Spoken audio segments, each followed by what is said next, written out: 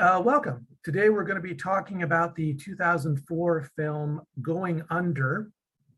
And this is another exploration of a female dominant, male submissive kinky relationship, like our previous video, Love and Leashes. Although this one is quite different in many ways. It's an American independent film. And we're going to be talking, let me introduce myself. My name is Peter Tupper. I'm a BDSM educator, teacher, organizer, historian. I've written the book, A Lover's Pinch, A Cultural History of Sadomasochism, which came out in 2018. I blog at historyofbdsm.com, and I'm working on a new nonfiction book about kink in mainstream media. And my colleague can introduce herself. I am TammyJo Eckhart, and I have been a BDSM activist and educator. I'm a published author of multiple genres, and I've been the head of a polykinky household now for almost 30 years. Okay. And now, Going Under, I first saw when I was in New York in 2005 at the Kink Film Festival. And that was before I'd really studied kink in mainstream media in depth, and I liked it quite a lot then. I thought it was one of the more, I'm going to say, sensitive treatments of kink relationships, and especially of female dominant, male submissive relationships I've seen in mainstream media.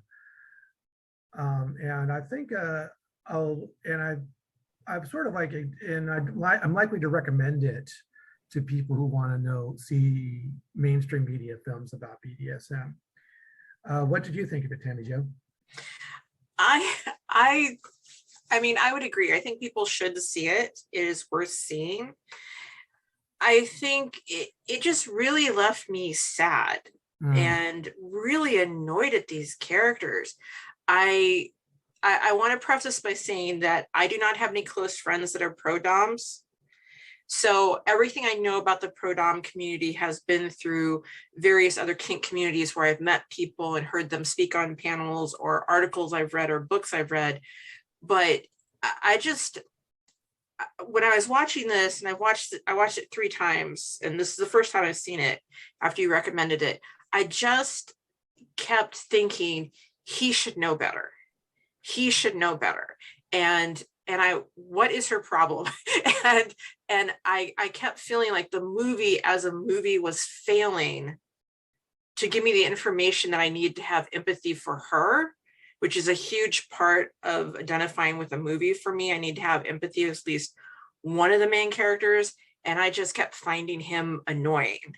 And so I couldn't get any empathy for him. So I think that it was beautifully done at times, and I think it raised some interesting questions, but I just, well, I think as we talk through these scenes and stuff that you laid out, I'll reveal what it was particularly that I just found it wasn't a turn on. It didn't make me happy. It didn't really make me all that interested in like the first movie we saw or other movies I've seen, but it didn't make me angry either. Sometimes movies of a femdom nature make me really angry, and this didn't do that. It was just like, like Love and Leashes, the movie we saw earlier, that was structured as a romance and with a, well, maybe not happily ever after, but at least happily for now ending. And this is more of a drama which ends with the 2 leads separated. Let me give a quick summary of the film. It's about the relationship between Suzanne, who is a pro-dom, and her client, Peter, not this Peter, but another Peter. So what sets the movie off is when Suzanne tells Peter, who's been a repeat client of hers, and they've come closer. She says that she's quitting the business, but she wants to see him outside of the dungeon in a, I don't know what you might call the non-BDSM world. And Peter is a married therapist who is seeing the Suzanne with perhaps not with the acceptance, if not approval, of his wife. And as we get to see their relationship progress, we go into their backgrounds. We see the kind of their pasts. We see their difficulties in trying to have a relationship outside the sort of the hermetically sealed bubble of the dungeon relationship, the dungeon setting. And I don't think we might as well just go ahead and say there will be spoilers here. That it ends with them basically separated and not seeing each other. Now one thing I should talk about here is that Suzanne is a pro-dom, and by far professional female dominants outnumber by far non-professional female dominance in mainstream media, at least. You're far more likely to see a pro-dominatrix than you are to see a female dominant who's not in the commercial side of things. So that's not quite the same thing, as there's a big difference between commercial and non-commercial, like Love and Leashes, which we talked about last time.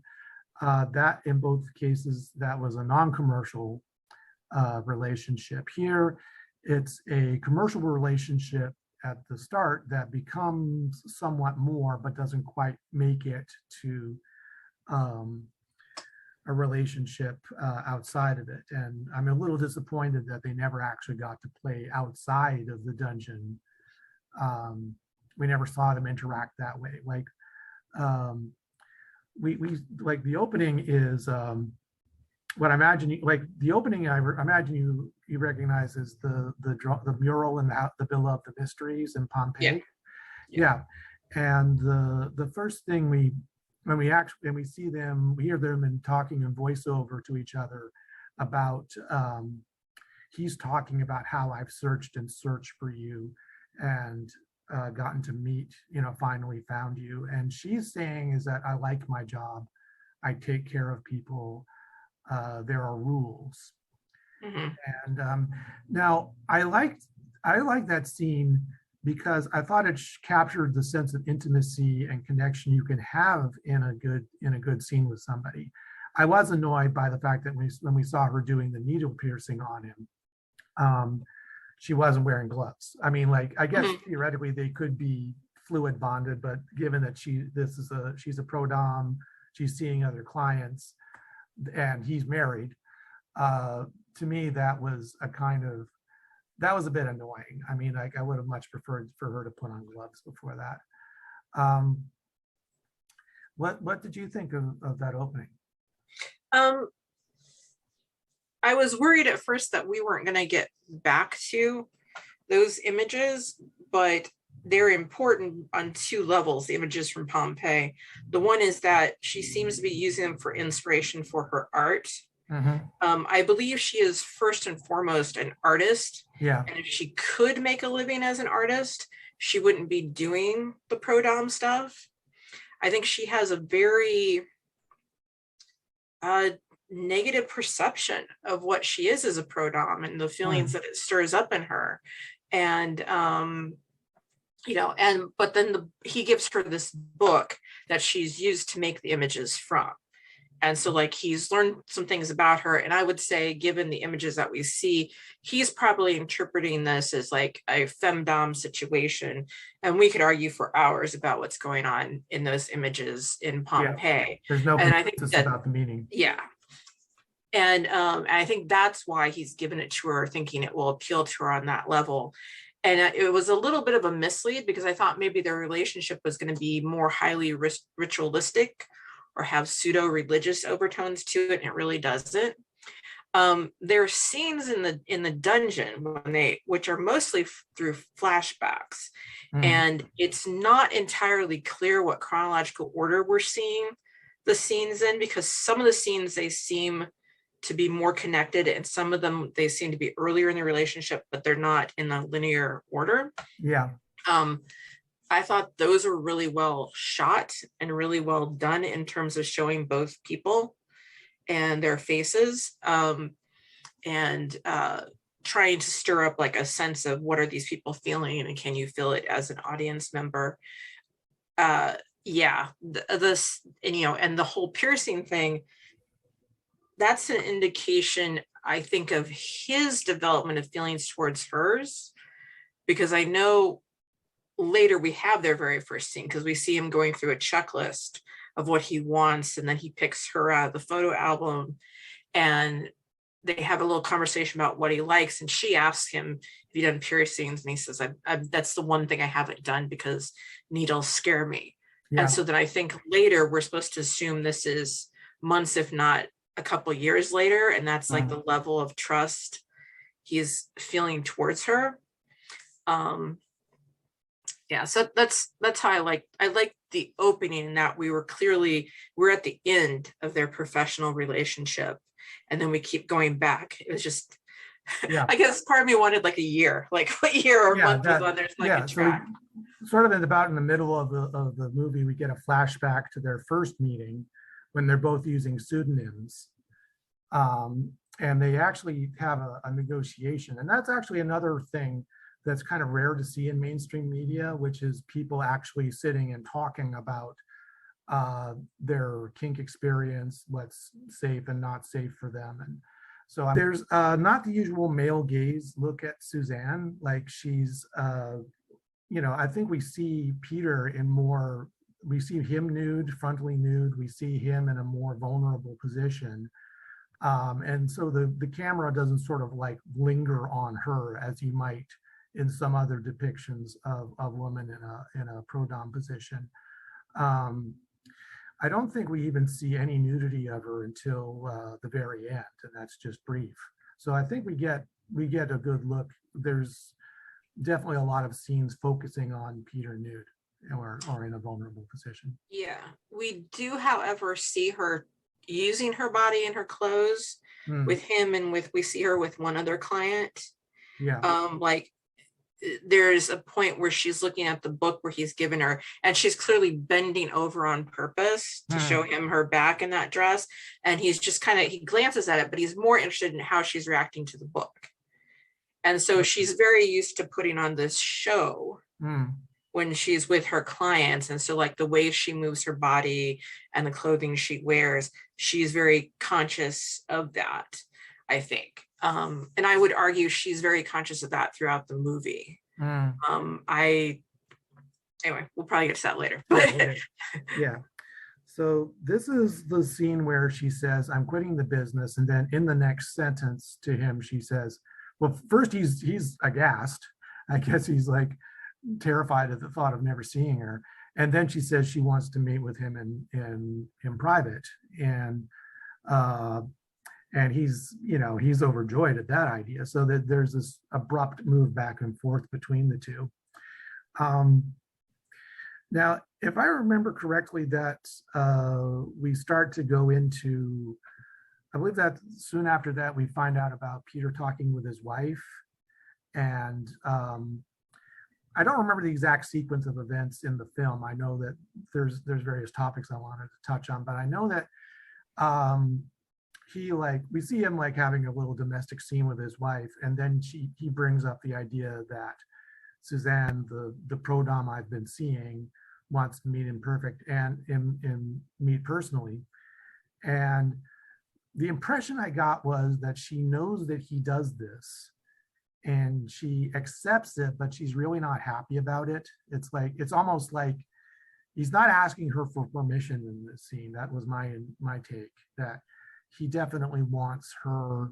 He's saying, I'm gonna do this and I'm not really gonna ask you for permission. And that was a bit rough to see, that he she was not happy about it, and basically just she had to bear it. So when I put that together and the other scenes of those two together, what I picked up on was more, this is an understanding they've developed.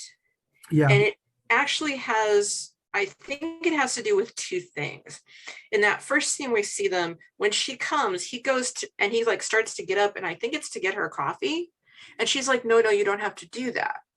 And he looks disappointed. And so I think she has rejected what would be like his submissive overtones or undertones attempts. Like maybe she's just not interested or whatever. And so this is sort of the thing they've come up with. You know, he makes his own money. He can go and do this. He has these professional relationships. And I think they have one of those open relationships where they don't share the details. But then later near the end of the movie, when we see them, I believe he's up where she's been spending the summer. She's a writer. And he's visiting her, and they have this conversation. Yeah. And she says, like, you know, you're so private. And he kind of like poo-poos it. And she goes, no, you don't share things with anyone. And he's like, well, I don't think people would understand. She's like, not even me. And to me, that seems like he has chosen to not really approach his wife to even see if this would be something that she's wanted. And I think maybe that might be what hurts her, is that he goes and he shares this part of himself with these pro-doms, but he won't do it. And maybe it's because she's rejecting these little overtures that could be seen as signs of submission or service, but she may not realize that that's what that is if he's never really talked about it with her, which I was just like, dude, aren't you a therapist? Shouldn't you know? Yeah, so if I understand you correctly, he's emotionally expressive with Suzanne as a pro-dom in a way he never is with his wife. Yeah, that's what I got out of that conversation, is that he's holding something back, and he interpreted as her comment, like, you're private, as from the rest of the world. And she comes back like, well, even me, you know. And so I think it's that she feels he's holding this part back. And so that's how I interpret it anyway, is that because if it really hurt her that he was spending money on pro-doms, I think they would have had a smackdown fight at some point about this. Well, I mean, she did, I believe at the ending, she did say, you hurt me. And he says, I know, and I'm sorry. So it is interesting to know how their relationship works on that side. We don't give a lot of information about how it works. Yeah, they seem pretty independent, both of them. I mean, she goes off for like 3-4 months, by herself to write. And I mean, maybe it's just, I got the impression they've been married at least long enough to have a late teens child. So maybe it's just their marriage has just gotten stale. Maybe it's not clear. Something that reminds me of that, I noticed that when Peter goes to meet Suzanne, he's very nervous. He's kind of twitchy. He's always looking up over the shoulder, like he fears somebody's spying on him. And that may be an interesting point, that even that this side of himself, the submissive side, the side that he shares with Suzanne, he's ashamed of it. Like, he doesn't want people to know about it, because we know he's a working therapist. He works in this practice. He has clients. We see scenes of him talking with different clients and getting them to open up to him. But he also, that may be, it's like, he's very closeted about it. And that's why, it's not like he's going to go out on a date and be seen. He's nervous about being seen in public with Suzanne. Yeah, I was confused by his job, because the building he walks into, it says that it's services for adolescents. And yet the only clients we see him with are adults, and I'm like, they're not the same thing. That was odd. So I was like, is that like does he have like a part-time private practice? But that should have been made clear. I think he is. I mean, their relationship outside was weird, because Peter and Suzanne, as you rightly mentioned, she's the one who says, like, I'm quitting. We could see each other outside, But when the flashbacks, we see that he's been the one in the flashbacks when they're playing in the dungeon, kind of pushing the envelope, trying to get more information from her, sharing more stuff about her life, doing a lot of touching her, which just kind of like freaked me a little bit, because I'm like, most of the pro doms I've heard from or read things from, they're not really into the you touch me thing. Especially I believe this was take place in the United States. Yeah. That could be really considered crossing that line, which can get you in trouble with the police. And he is constantly pushing that. And of course, she lets him keep pushing it, because every time she says no, he stops. There's no non-consent here going on. I think she just, I don't know if she as a person, it has very clear boundaries for herself. And I think that's why she likes the pro scene, is in that space. Here are the rules. There's rules of the dungeon and then rules she has, but she keeps letting those rules kind of be pushed. And I wasn't really sure why she suggested they see each other, because she, most of the time, she does not really act like she wants to see him. You know, she's constantly saying things like, I can't get over how we met. She tosses the age difference at him at the end. She's constantly like giving information and pulling back. I think she's very conflicted. Yeah, well, I mean, that seems to be all her relationships, because she's living with this woman, Miko, or Miko. Yeah, Miko. And there's this sort of push-pull there. When Suzanne meets with Juno, who was her manager in the Prodom dungeon, there's also this sort of push-pull. And like, it's almost like, you know, she comes in saying, I'm still quit, but she shows up to say, I quit. And like, you know, she asks if people are still asking for her. So it's almost, I feel like her boundaries are not stable. She's kind of wants to have it both ways. She kind of I think she wants to be wanted, to be desired, but not possessed. Yeah. Yeah. And we don't get a lot about her background, except the story about, I guess it was her first sexual experience with a boy in high school. Yeah. And then he told everybody. But I kept thinking about that, going like, I had real difficulty believing that was her first sexual experience.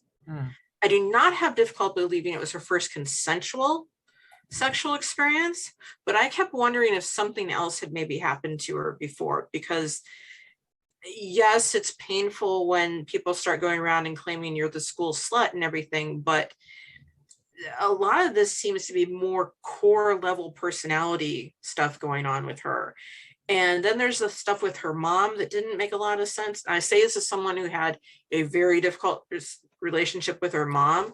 That stuff starts early. That stuff doesn't start when you're in high school. That starts super early. And her mom was just like, I'm like, interactions with her mom, I'm like, I would have killed had a mom like this. Yeah, I'm like, I don't know what your problem is with your mom. Either give us more director, or don't tell me this is a problematic mother-daughter relationship, because I've been there and I'm not seeing that. I'm just, you know, seeing a daughter who wants to be in control, really, like you just said. Yeah, her relationship with her girlfriend just felt weird too.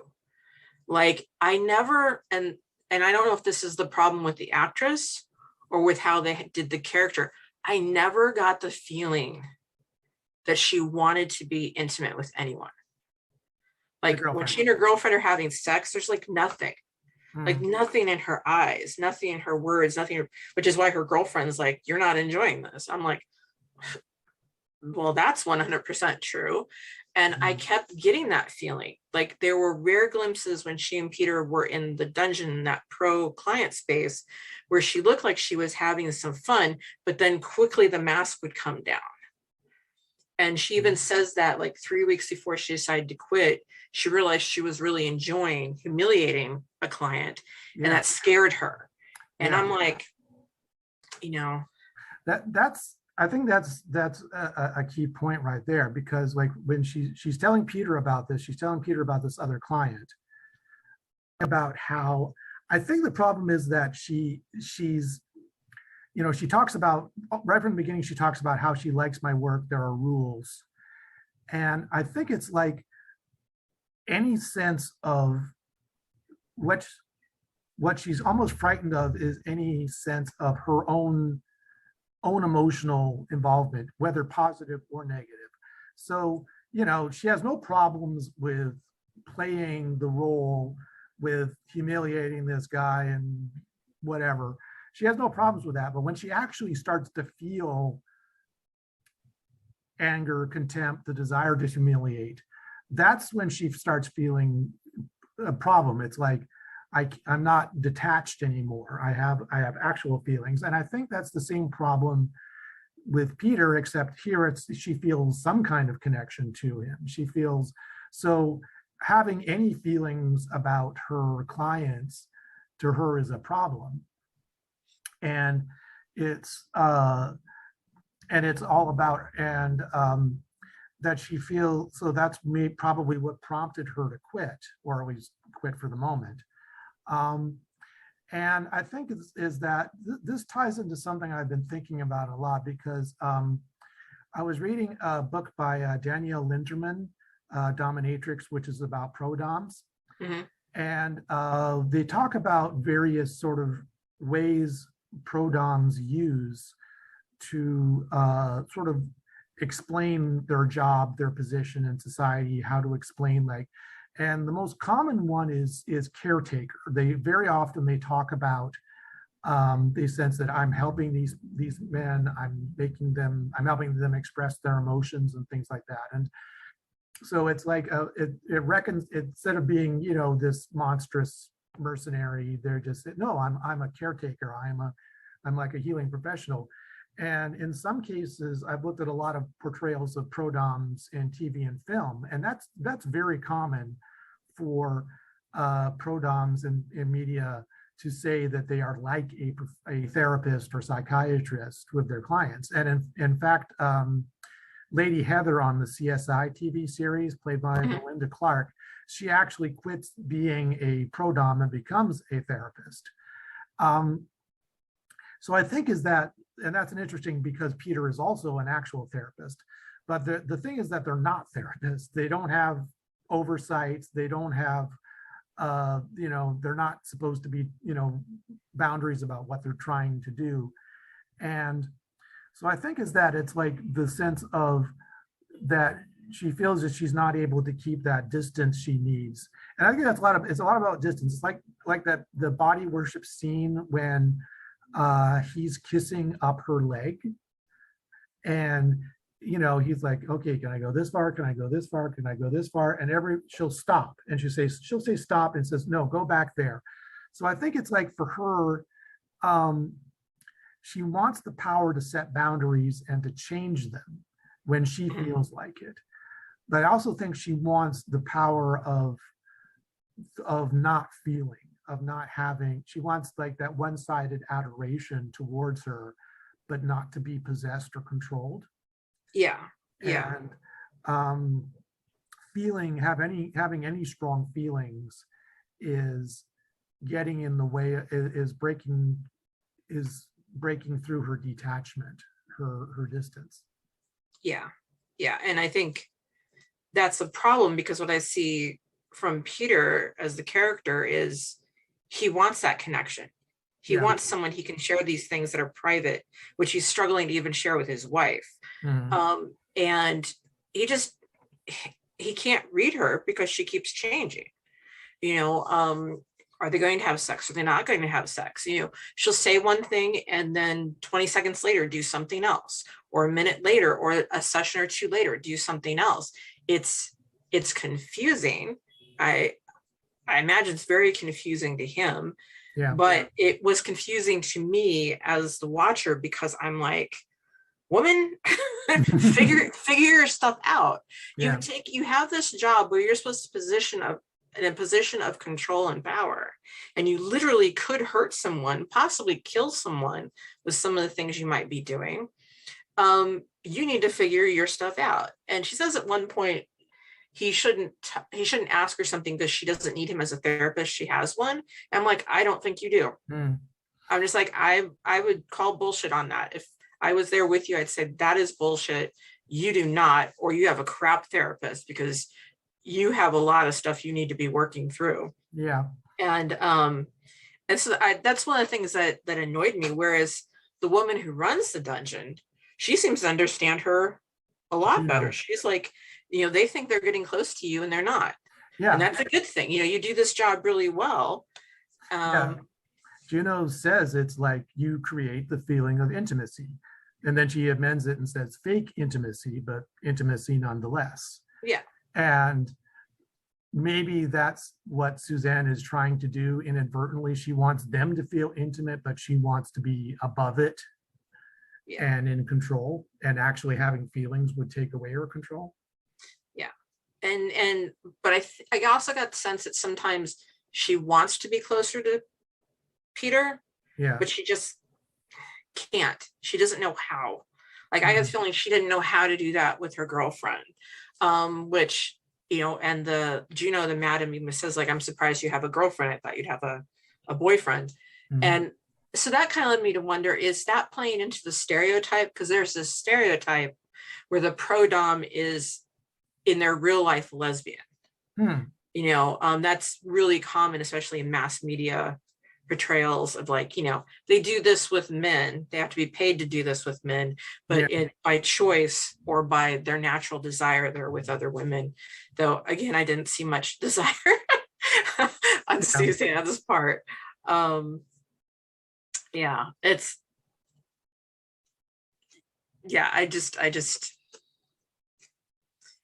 This is rare moments. She was very frustrating. Like, didn't like Juno call her, what did she call her? Called her contrary or?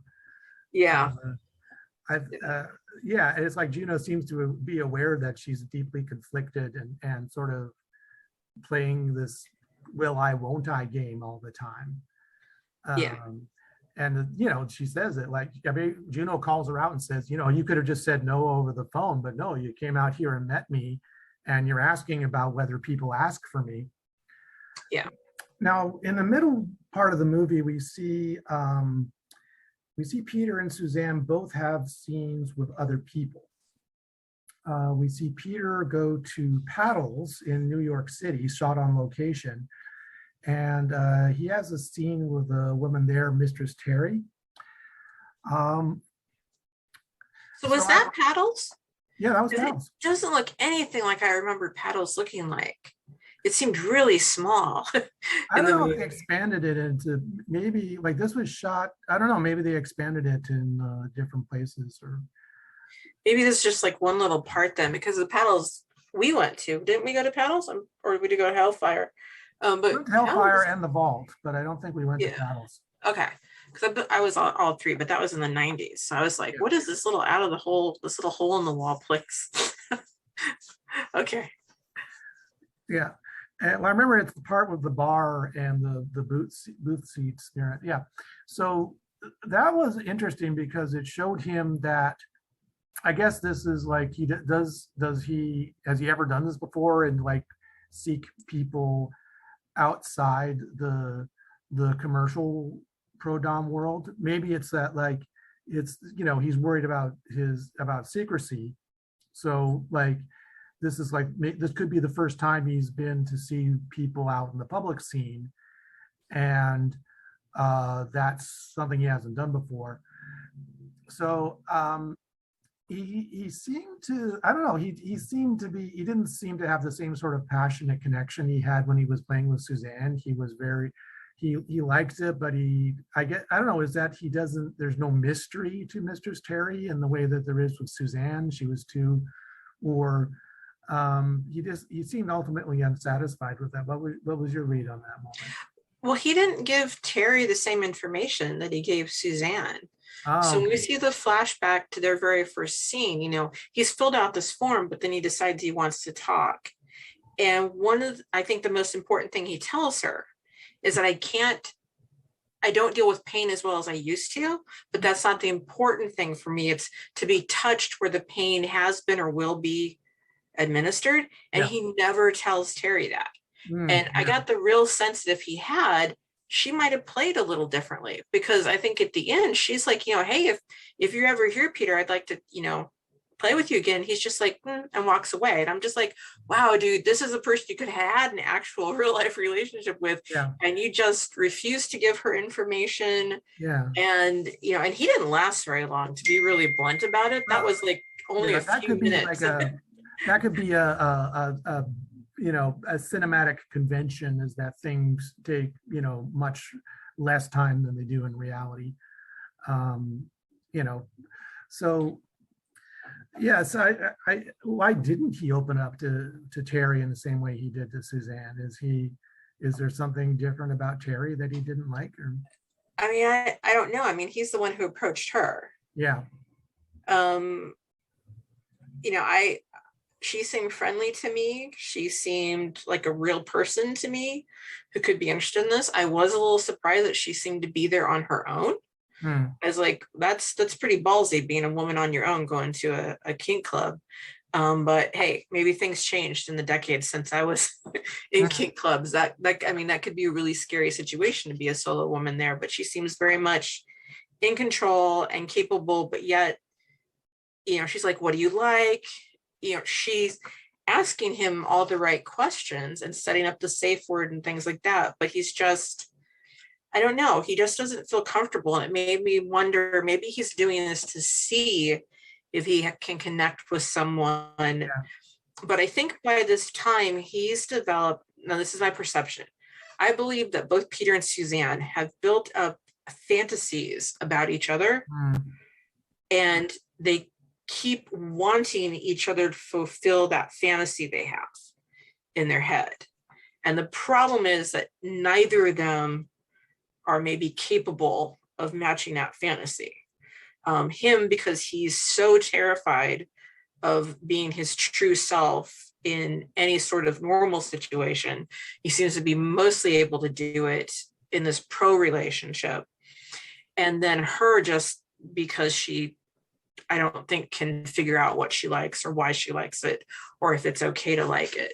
And yeah, I thought, I thought it was really telling, though, that Terry asks Peter what he likes. He never reciprocates. He never says, well, what do you like? He just says, what can I do for you? Yeah. And then she's like, okay, we'll go over, take your clothes off, we'll have a scene, because that's how she's interpreting what he wants. But she's like, what are you into? He doesn't say, well, what are you into? Maybe she assumes, since he saw her up there doing a flogging, that that's what he's interested in. But I don't think that matches what we see him tell Mistress Diana, who's Susan, when he's like, I want to be touched where I'm going to be. Because when you're flogging someone, you're actually at a distance, to get back to that issue of distance again. Now you can run your hand over where you're going to strike someone, and you can, of course, touch them after you've hit them, but we don't see that happen, probably because he didn't tell her. Yeah. And she's more focused on form, and and that's SM and DS are not the same thing. They can overlap, but they're not the same thing. And I think they were having an MS scene that was devoid really of any DS. Yeah, there was like, when we see Suzanne and Peter playing, they're very face to face. She's, they're quite close. They're often in the same frame together. We see like him do, we see her doing needles on him. Well, we don't actually see it, but it's off the edge of the frame, but it's strongly implied. And we see like him, doing body worship on her. So it's more face to face, and there's an element of distance there. So, I mean, obviously that's the first time Peter and Terry have played, and probably the last. So I think that the first time we see Suzanne and Peter together, they've played together many times, and so they've gotten to know each other a bit. And like, Suzanne says, when they first meet and they're using pseudonyms, she says, needles are one of my favorite things, and she says, they make me want to pass out. But when we see them later or chronologically, he's taking needles and enjoying them quite a bit from her. So yeah, I think you're right when you said that he's experimenting. He's seeing if he can feel the same way with this other person that he would feel with Suzanne, and he doesn't. Yeah. But the experiment is flawed, because if he really wanted to see, he would have given her the same information. Yeah. And, you know, it's, yeah, I was kind of like, I really was thinking, well, that's what I want to see. I want to see Terry. Yeah. I want to see a movie about Terry. Like, why is she going to this club alone? What is she looking for? Because, I mean, there has to be a reason that she's going to do this. Yeah. And she seems to, at least what she's projecting is that she feels safe. She feels confident in this place. So does she know someone who works there? Could she maybe work there part-time? I mean, we literally don't know that much about her, but I was like, you're more interesting to me than Suzanne. And I've only seen you for 5 minutes, because there's more like emotion I'm getting from your body language and your voice and stuff. She doesn't, I guess it's like Suzanne is always a little guarded, always a little, and Terry's just kind of just out there, you know, this is me, take what you know, this is what I'm giving, and you can take it or not. So now let's talk about the other scene where Suzanne, she says she's quit, but Juno, her manager, former manager, says there's this client who will pay you like 3 months worth of living expenses to do a scene. And initially Suzanne refuses, but later on she takes the job. She takes the train down to Philadelphia from New York. It was Philadelphia, right? I think so. Yeah. And she goes, and that's right after her girlfriend breaks up with her. Oh yeah. Because Peter keeps calling, and the thing we see her is listening to this phone call he's left, and she's angry, and then she's on that train. Yeah. And so I think that's an important part of what then happens in that scenario. Yeah, so she goes down and she meets Walter. You know, they're at another, I guess it's another dungeon that they're just renting a room in or something. So Walter is he's constantly criticizing her. He says, like, you know, your tone of voice isn't quite right. You know, the red, you know, I wanted you to wear the red outfit instead of the black because black makes me nervous. And she yells at him. This was the only outfit they had. I guess, did she throw away all of her gear or something? I got the sense that, I mean, because she doesn't come with very much. Yeah, she has like an overnight bag. I'm thinking maybe it's an outfit they had at this dungeon. Yeah. You know. Yeah. But I also, you know, I got the sense that he's also a long-term client of hers. Yeah. And by her just like not having the right color clothes, not using the right tone of voice, to me that she was taking out her anger at Peter on Walter. Yeah. And frankly, I'm surprised he just didn't get up and say, Red, this is over, walk out the door and demand his money back. Yeah. Well, I'm wondering if this is some kind, he's basically bratting her. He's basically saying, you know, the emotional, what he wants is to be a brat to his dominant until she snaps and lashes out at him. That's his deal. That was my interpretation of Walter's deal.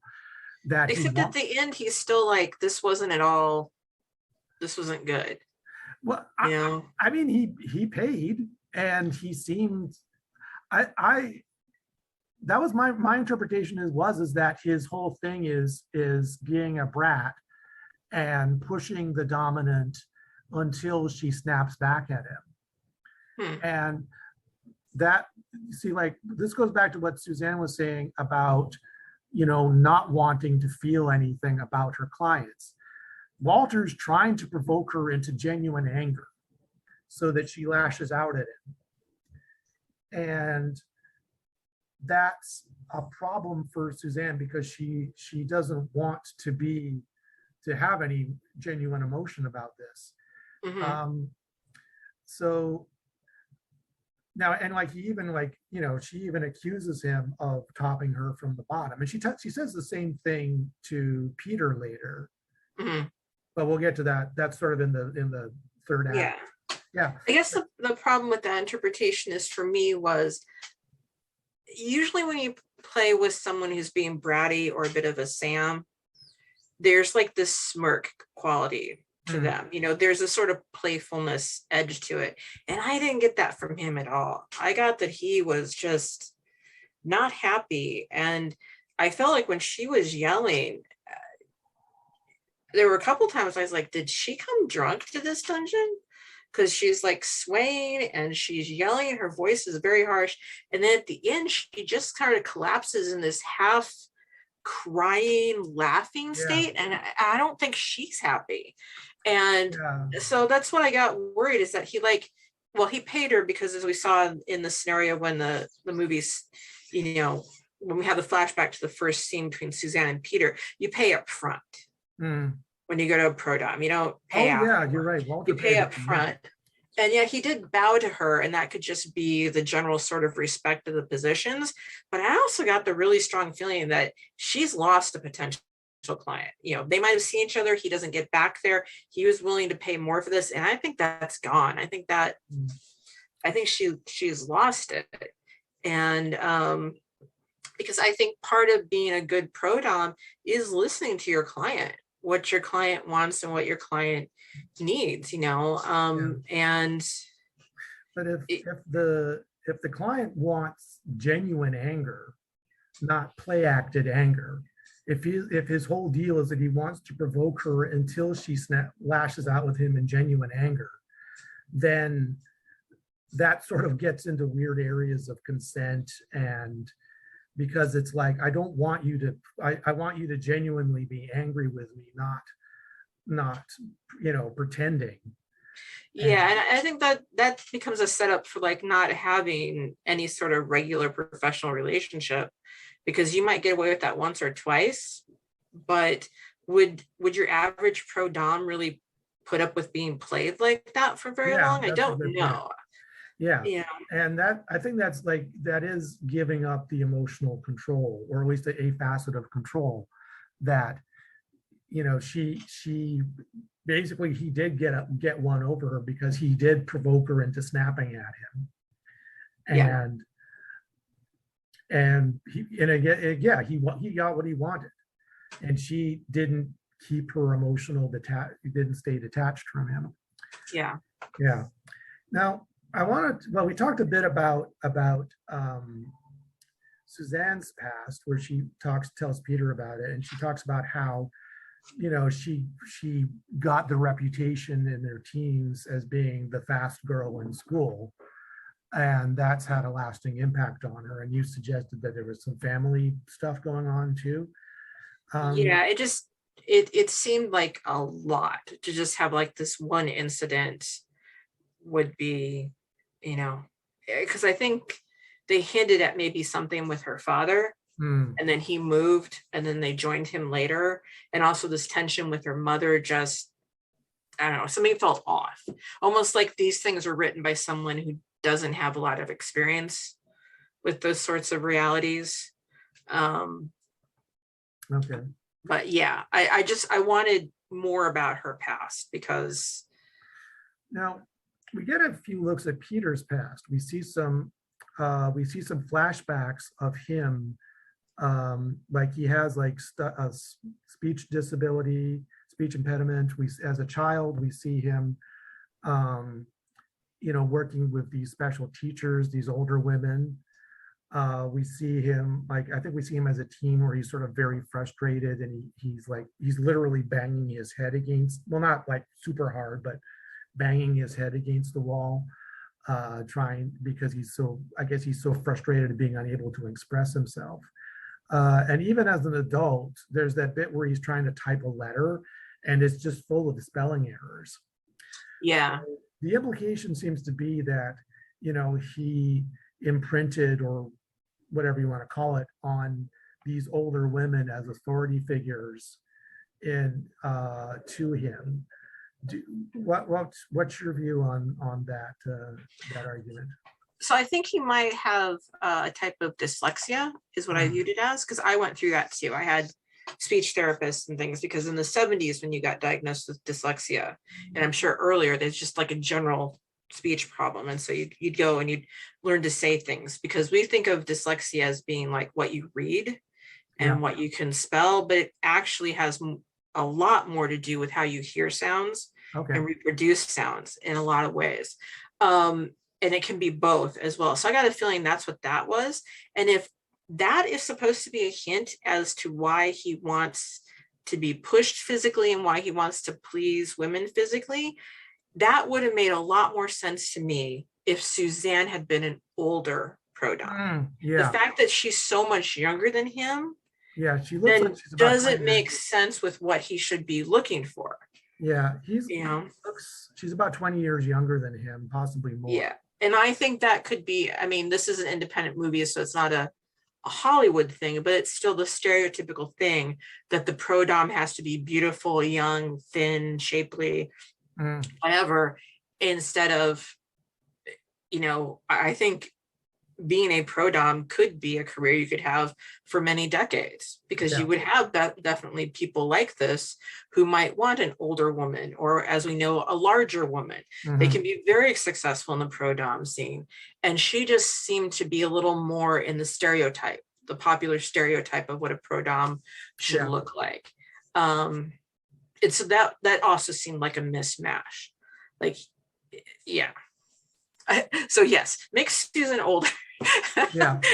So, but I mean, like, I guess the idea of that people's involvement, more broadly, that people's involvement in kink comes from pathology, from bad childhood experiences. Well, I think everything that we're turned on by and what we find erotic, I think it would be false to claim it doesn't have anything to do with our childhoods. I mean, everything that we do is based on the other experiences we've had in our life. They don't have to be negative or positive. I think usually what stands out to me in the kink community is that people are more open about having to have these experiences, because I think in order for you to accept that you have these quote unquote non-traditional sexual interests, you also have to accept what's happened in your past. It's hard to talk about wanting someone to hit you, or you want to hit somebody, if you can't talk about the fact that you masturbated when you were 8, or you saw somebody, you saw a brother naked, or you saw the babysitter and her boyfriend having sex. You have to, whatever these are, I think all these things that happened to us in our past do impact us.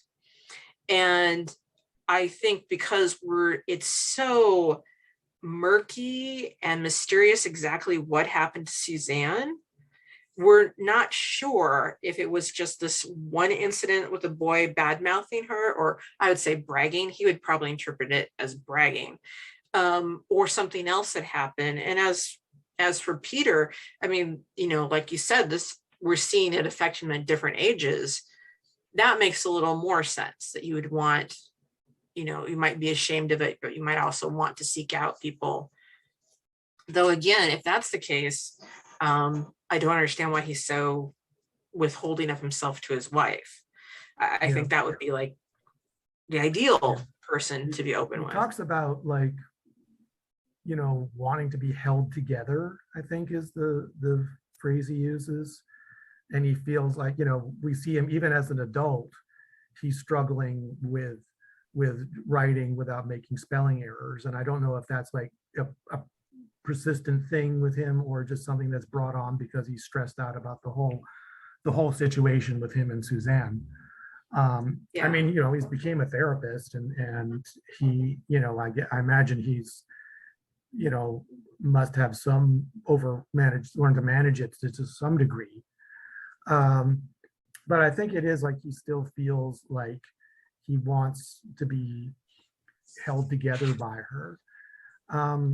So I guess we could segue into the third act here, because so Suzanne's mother has a cancer scare, and this call, I believe, comes right after the Walter scene, if I remember correctly. Yeah. She gets a call from her mother or her brother? It turns out he's her brother. I wasn't sure until near Yeah. the end of that whole thing who he was. Yeah, her brother calls her, said her mother's had was it a cancer scare, or she actually has been diagnosed with cancer? I think she has cancer because she's worried about her. And one of the comments her mother makes is like, well, don't be worried now. Save it for the stuff that's Okay. coming. Yeah. So Suzanne recruits Peter to drive her upstate or out of the city. And and Peter gets drawn in, meets her mother and her brother. I believe her father's dead at this point. Yeah. And there's this very uncomfortable dinner over her mother and with her mother and her brother. And we sort of see the difficult relationship Suzanne has with her mother. So we see that there, and that's when so when he drives her back and they stop at her apartment / office space, art studio space, that's where he sees like she's printed out the pictures from the Villa of the Mysteries, that she's making some kind of art piece off of that. That's also where they start to get more physically intimate. And so like now that he knows about her background and he's seen her family, he actually seems more connected to her. He's like, I think if I remember correctly, he makes the first move into more sexual space with her and her space. Well, they're talking, and she must say this at least 4 or 5 times in the movie, like, I'll never forget how we met. Like, I can't put it, she has a problem with the fact they met in this pro relationship. And then she says, I rarely kiss anyone. And he wants to kiss her. So they kiss, and, then she again is like, I can't get over that. Just I can't get over how, other stuff. And then suddenly they're on the couch and they're making out. And he says, this is just, I laughed a little bit the first time. He's like, I want to be inside of you. And I'm like, really? Do people really say this? I'm like, okay. It's kind of a blatant way to say it. And she's like, no. And so of course he stops, because when she says no, he stops. But then she goes in the bathroom, she comes out with her shirt undone and just like comes over him and Yeah. That's the only time we see her nude, I believe. Yeah. And I'm just like, stop giving these confusing signals. And I don't know what's going on there, but eventually they just stop. And by the next time they meet, he's quite worked up and very upset. Yeah, he's on the brink this is a whole different scene. They're meeting in a restaurant or something. Yeah. He looks like he's on the brink of complete panic. And that he almost yells, I don't want to lose you. And and she says, I can't hold you together. And that's and I guess that's just the final statement, that they can't that she admits that I can't do that. I can't so that's so I believe we have a final scene of Peter, who's gone up to join his wife and their daughter in the country. And Peter talks to his wife about like, this is the scene that makes me think their marriage is kind of stale. They don't have much sexual interest in each other. Yeah, this is where she basically says, you want to be private. You don't even trust, basically you don't trust me. Yeah. And she, and he basically, he apologizes and admits that he's been hurtful towards her. And it's also like, their daughter is out like on a paddleboard or something. And it's sort of like, they're on the brink of the empty nest syndrome. Almost, it's like the only thing they really have connecting themselves anymore is their daughter, and she's on the brink of adulthood. So then we get, the final scene is them talking on the phone. And what was the visual of that? It was like, I think the screen was just black. It was really, but it's her like saying she's gone back to the dungeon, And he says, I saw, it calls her up and says, I saw you in a magazine. And she says she's only there part-time, once a week or something. Yeah. And it ends on this very ambiguous note of whether they're going to see each other again, whether, so I guess the big question is, could they have had a relationship, could they have had a relationship outside of the dungeon?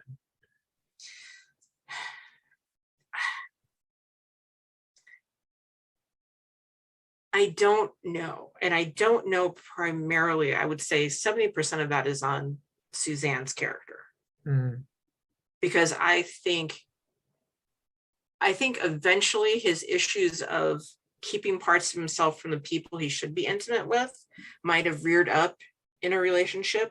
Because I imagine he was more open with his wife. He would have had to have been at some point for her to be like, oh, you're seeing these other people. It hurts me, but you're seeing these other people. And he feels like he can just say, yeah, this pro dom I was seeing, I'm now seeing her. So they have that level of comfort. So I think eventually that might have happened with Suzanne, but Suzanne was nowhere near in terms of her own self-development to having a relationship. She is like so far away from Terry in that dungeon, who's confident and having fun and wants to be there. She is so far from Terry that I think he would have had a much better shot with Terry. Yeah. In terms of two human beings, doing this as part of their relationship, which is literally just a part of the relationship. To the degree to which it's part of the relationship varies for everyone. But I just don't know. I think she was too distant. She had too many things she hadn't worked through. Yeah. And I also think that maybe, that one instance where she accuses him of trying to be her therapist, I think that could have also been a pattern they might have fallen into, where he kind of, the roles got reversed and he was kind of functioning as her character. And I don't think that's what he wanted. That was his I think he has a habit of that a bit, and, ended up trying to analyze her. I think you're right that Suzanne is, maybe that's Peter's problem, is that Suzanne has this remoteness that he's drawn to, and Terry is just like, I'm here. You don't have to climb over rocks to get to me. I'm just here. And without that climbing over rocks part, there's no attraction for Peter. Yeah, because maybe he felt like he didn't have to do enough to impress her or something. And it's you see, I guess what I liked so much about this movie is that at least it treats this seriously as a psychological, that there is a real connection here, but it's a very delicate one. Like, again, going back to Linderman's book, Dominatrix, Danielle J. Lindemann, she talks about how the pro-doms have this very delicate balance of being both the image of the leather-clad ogress of the nursery, commanding bitch, but at the same time being empathetic, being connected, walking this fine line of doing what, giving the client what they want, but not being like a complete puppet of them, and being like an authority, being like, I am a professional, I have skills, I am an artist, I know, I'm not just like a wind-up toy you can give me a script and I'll say it. And so I think that Suzanne couldn't quite manage that balancing act. Her sense of boundaries are always in flux, moving back and forth, even with people outside. So she wants that bit where Peter was like kissing up her leg all the way up to her groin. And it's like it's almost like her kink is setting that boundary, being able to change that boundary anytime she wanted. And that doesn't work in a real life relationship. Yeah. You need, both people have to give and take. There has to be compromises on both sides, or you both have to be in alignment. And Yeah, I think Peter probably I think Peter needs to focus on his marriage, and maybe, who knows, his wife might learn to like some of the stuff that he would just be Maybe. more open with her, or Yeah. at the least, be like, hey, well, why don't you actually, I would like to meet your whatever, and we can talk this through. Yeah. Like, but Suzanne needs a lot of help. yeah. Like Suzanne, like I think that maybe could have been a bigger thing, because like I can see that, like I believe her name was Pat, Peter's wife. Pat was like, she accepts the idea that he goes and sees prodoms, but the idea that he's going to see somebody outside of a professional context, to me, that's a whole different degree of emotional connection and intimacy. And Yeah. she might have said something more about that than just sort of like taking it. Like, here's another question. Can Peter or Suzanne change?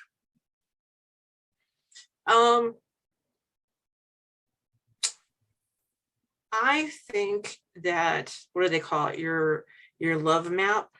Yeah.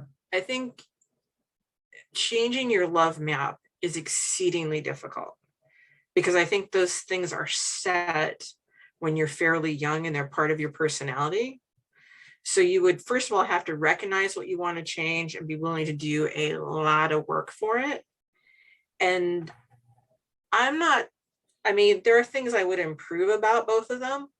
For Peter, I would improve, like, stop being so afraid. Like, stop being so afraid of this. You have a wife right there. For God's sakes, try to talk to her. She feels like you're not open with her. You're being so private. Just try to open up, see what happens. And for Suzanne, it's like, you need to accept that some of these things are really part of you. It's not like a latex dress that you're putting on and taking off. These things actually affect you. And for whatever reason. So maybe the intimacy she creates isn't quite so fake. Yeah, well, I think it taps into things that she might want, but which scare her. Yeah. Yeah, I mean, she went back to the dungeon. If only part-time. So I like this.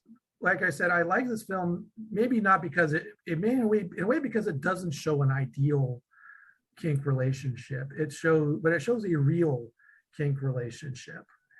And that I can see this happening in real life, that people who have that connection in the sealed world of the dungeon, but can't connect outside of it. And that's why I like it as a honest treatment of a relationship. It's very human, in my opinion. How about you? I like it more after talking to you about it, but I still can't. It still kind of makes me sad. So this would not be a movie I would put on to enjoy. Okay. But yeah, they seem like, if we get a little deeper into some of the issues, they seem like very real people with real problems. And I did really appreciate that this did not fall into some of the tropes about prodoms. Yes. It's almost always a prodom movie, which is either it's silly, or someone's got to get killed or kidnapped, or there's a robbery or some sort of crime. There's no crime here. No one's getting killed. There's nothing, illegal going on. No one's getting raped. I think the main actor, I can't remember his name off the top of my head. I've seen him in many, many things. Yeah. Her, I haven't. Yeah. I didn't recognize her from anything. And I think maybe that might also be the difference in the emotional quality I'm getting from them, is I'm getting more from him, and maybe that reflects his skills as an actor, but it could also just be how the director and the writer designed the characters, that she's more closed off and aloof and everything. But I would recommend, if people haven't seen this, they see it, just don't think this is what your relationship should be like, because that's not what this movie is saying. Well, I think maybe that, like, I've been I researched this stuff, and one of the issues that come up is representation. Is this a good representation of, a queer person or a kinky person or a kinky relationship? Is it good? Probably not. Is it honest? And is there psychological realism to it? Yes, there is. And I think it deserves it respects the humanity of the characters and in all their flaws. Mhm. And that's why I appreciate, I think it's one of the more humane and thoughtful treatments of a kink relationship and a female dominant, male submissive relationship. Yeah. I think that's a wrap.